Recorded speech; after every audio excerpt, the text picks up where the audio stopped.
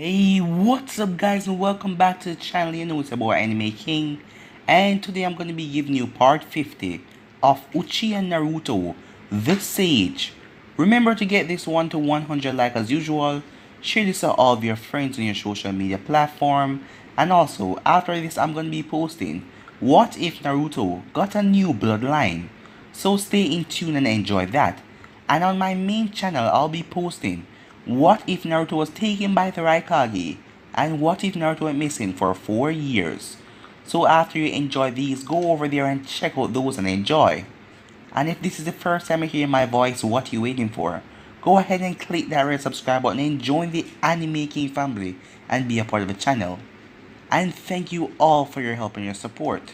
Comment down below and tell me if you're new. I'll be replying and talking back to all of you guys.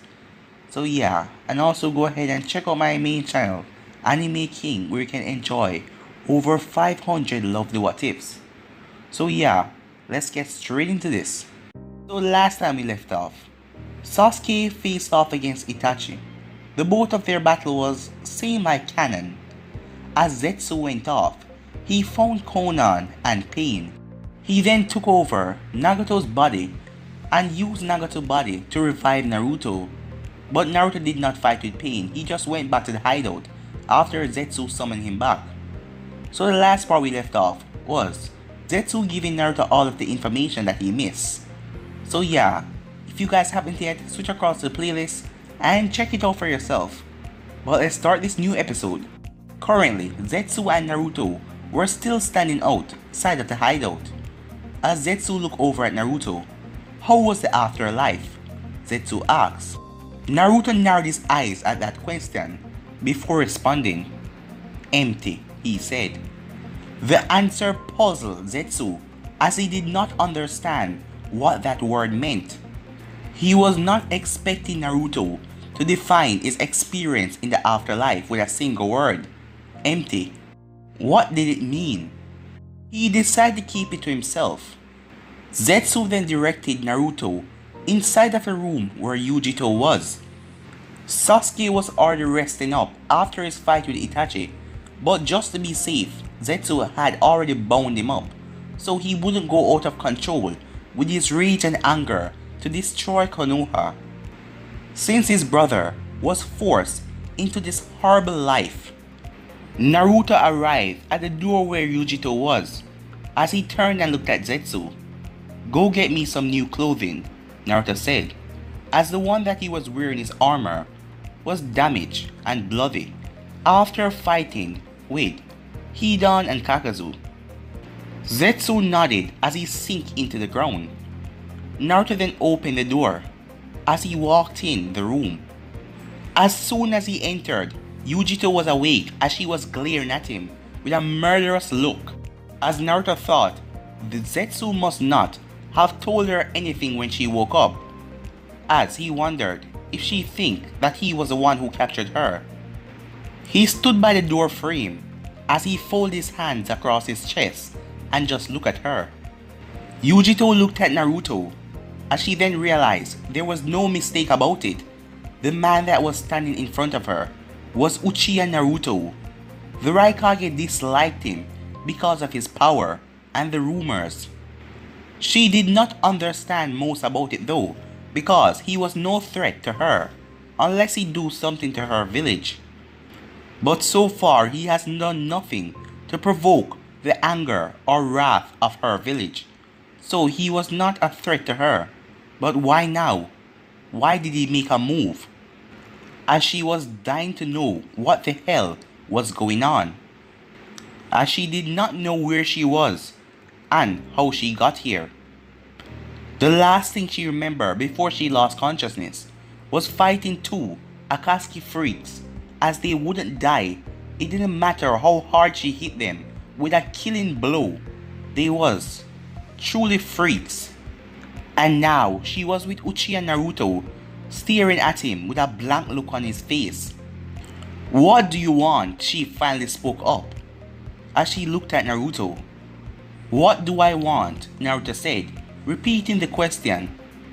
He did not smile or anything as he took steps towards her as her heart beat was in the same rhythm as his steps. She was starting to feel scared as she was afraid that she was going to die here. As she couldn't do anything, she was restrained and her chakra at the moment was sucked out. And it will take a while for her to recover, and her body still hurt from the fight with the Akatsuki's. Naruto stopped right in front of her. As he leaned towards her, his face was inches away from hers. As his face did not change at all, he still had a calm, emotionless expression.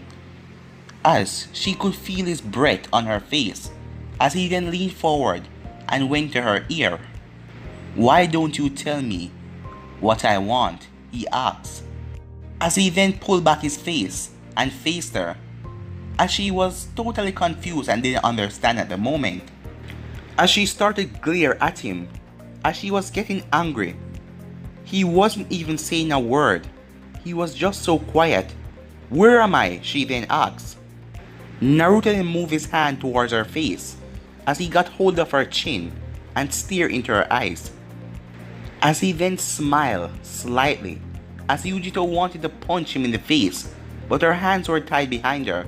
So she stayed calm. "Aren't you going to answer my question?"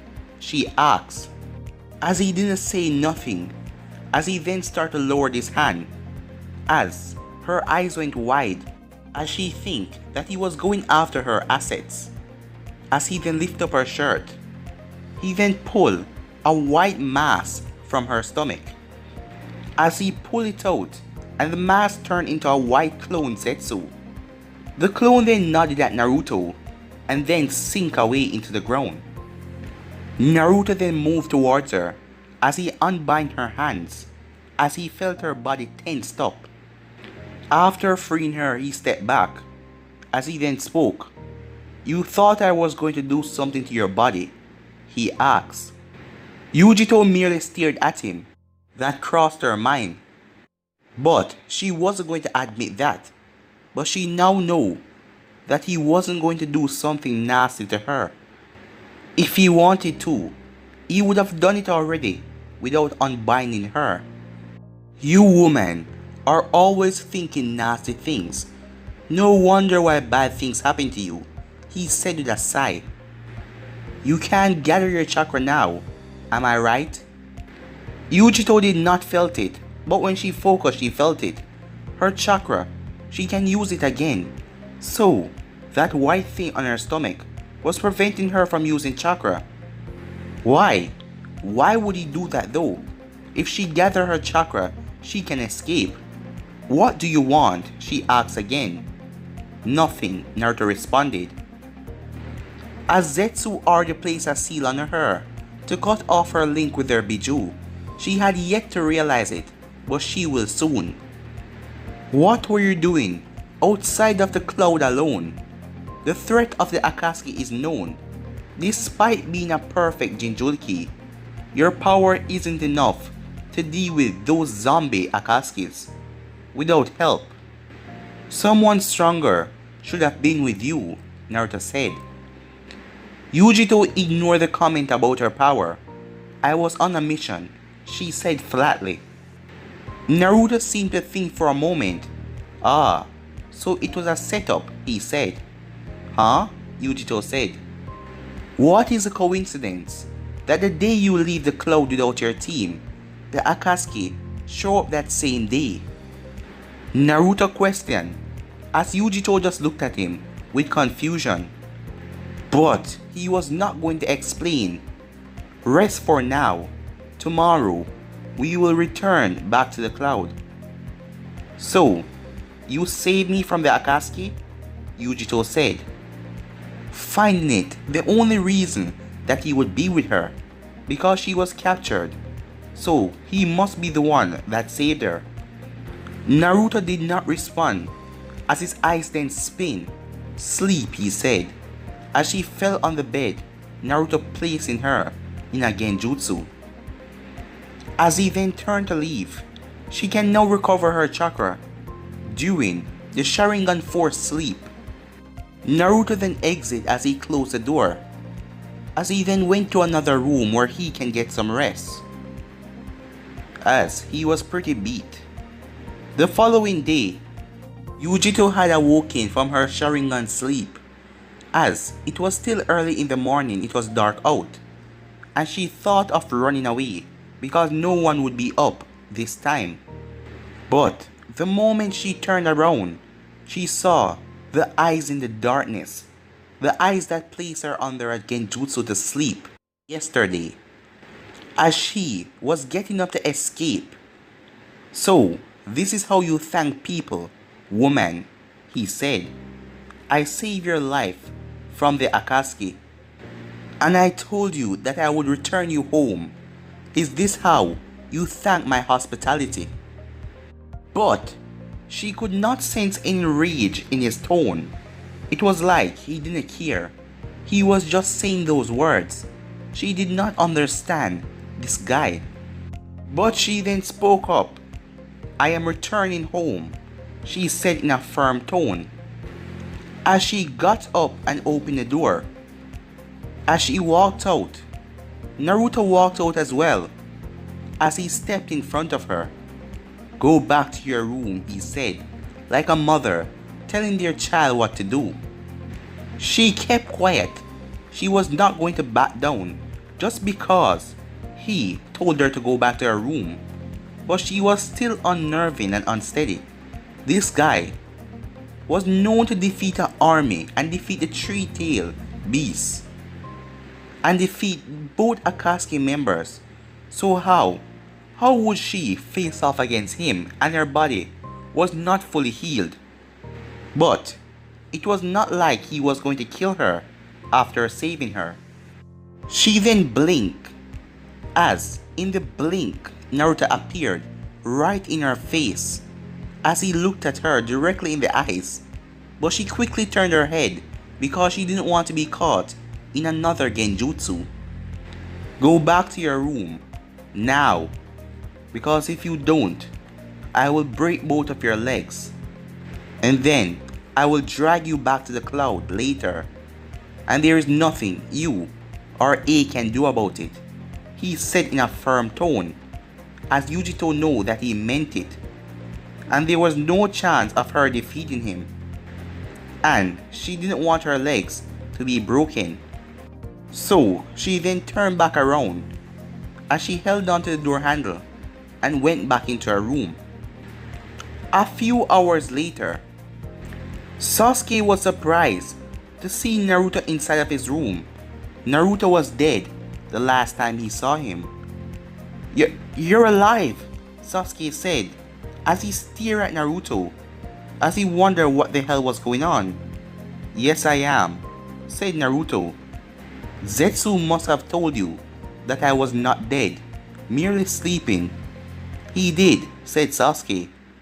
As Naruto stepped closer to him, Sasuke then felt a pool of chakra wash over him as he felt his body just shaken by that, as he can feel Naruto suppressing chakra.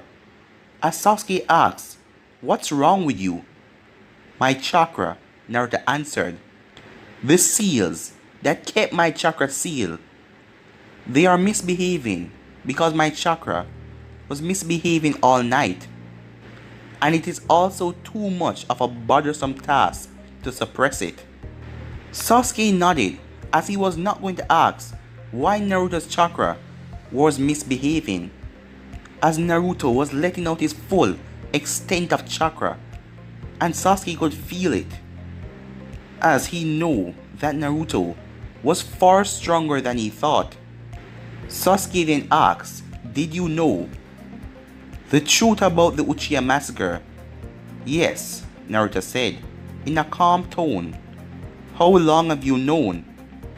The day after it happened, Naruto responded without fear of Sasuke lashing out at him, as he was going to be honest about this part since Itachi already told him the truth. "Why didn't you tell me the truth?" Sasuke asked. "It was not my place to say," Naruto responded. "There were also the fact that I didn't want to tell you and deal with all of this. But this is what your brother wanted. Despite being painful, it was the best way you could awaken the Mangekyou Sharingan. And in your old days, you would have acted stupid and ignorant and gotten yourself killed after knowing the truth. Why does everyone treat me like a child? Sasuke nearly yelled out. That is because you acted like one. But at least now you have matured. Naruto responded shortly. Now let me see those eyes you have awakened. Sasuke then turned as he activated his Mangekyou Sharingan, glaring at Naruto as he had a dark expression on his face. Does Kakashi know about it? Sasuke asked. No, said Naruto, shaking his head. The only ones in Konoha who knew were the advisors and Saratobi. Tsunade and Jiraiya are also not aware of it. How can you allow them to live after they make my brother did something like that? Our clan was massacred by him. He was forced to do it, and yet the villagers called him many names. How can you stand by that? Sasuke yelled as he was barely containing his rage, but he was sealed down thanks to Zetsu. Naruto just looked up. I did not care for any Uchiha, he said, shocking Sasuke. They were stupid. Have they not betrayed Madara after Konoha was formed? Tobirama wouldn't push them away from Konoha, leading them to think of attempting a coup. It was their own stupidity that led them to the annihilation of the clan. How can you say that? Sasuke yelled, as it was unthinkable that the blonde could say something like that. He was maybe an uncaring person, but this was different. My parents were killed, said Sasuke. Innocent people, and my brother was forced to carry all of this alone. That was unfortunate, said Naruto, shaking his head. You're making me talk about my childhood, he said. And Sasuke, if you try to do anything stupid after this, I will kill you. He then paused for a moment, as he then speak again. Minato died, saving Konoha, and my mother also died, saving the village. I was pleased with the Jinchuriki. Minato's naive dream for me was to be seen as a hero through the village. But I was not. Instead, I was forced to live in the orphanage, attacked by a mob, day after day, go through and endure all of those pain and suffering.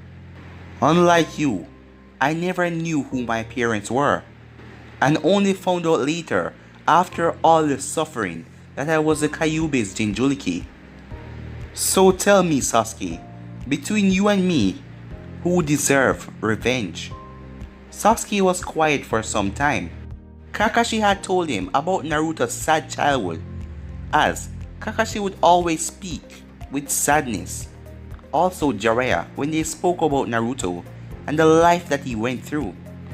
Our misery, said Sasuke, was caused by the village. Does that not give us a chance to see the village burn down?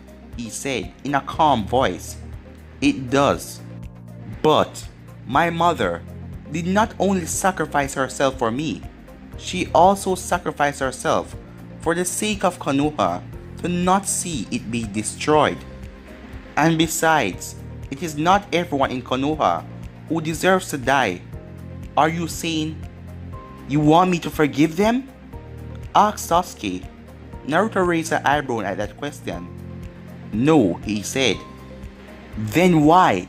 Sasuke wanted to understand. Why could Naruto stand them? I cannot stand them if that is what you're thinking. And I have already told you why. Have you seen me smiling at those fools? Sasuke shook his head. Konoha did nothing to you and the villagers. They showered you with love and gave you anything you wanted. But I was the outcast, the disease that couldn't be healed. I cannot let this slide, said Sasuke. That is fear, Naruto stated. You can do anything you want to those that issue the other. If Danzo had not been stupid and attacked those girls, me and you would have been killing him together. They are dead, Sasuke said, thinking the two elders. No, Koharu and Homura are still alive. You can make them suffer all you want. I don't care. Just do not get yourself in unnecessary troubles. Naruto said with a shrug. Sasuke smiled in a sick way as he thought, ways to make those elders suffer. As Naruto could tell that Sasuke was still angry, and if anyone speak bad about Itachi right now, there will be a death, but at least he calming down a bit. He would not think of becoming a missing nin and destroying Konoha. Naruto then stood up as he removed the restraints. Where is Itachi's corpse? Sasuke asked. He wanted to give his brother a proper burial at the compound in Konoha. No one will stand in his way of doing that.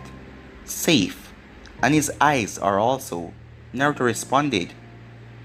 The eyes will be useful for Sasuke not to go blind and gain the eternal Mangekyou Sharingan.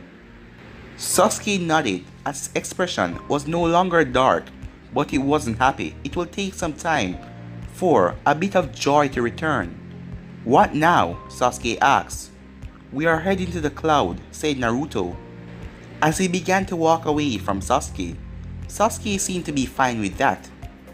The next day, the way back to the cloud was not at a fast pace, as it was forced by Yujito, who couldn't run at full speed, and neither Naruto and Sasuke would carry her all the way back home. But even if one of them was willing to do that, she wouldn't accept the help.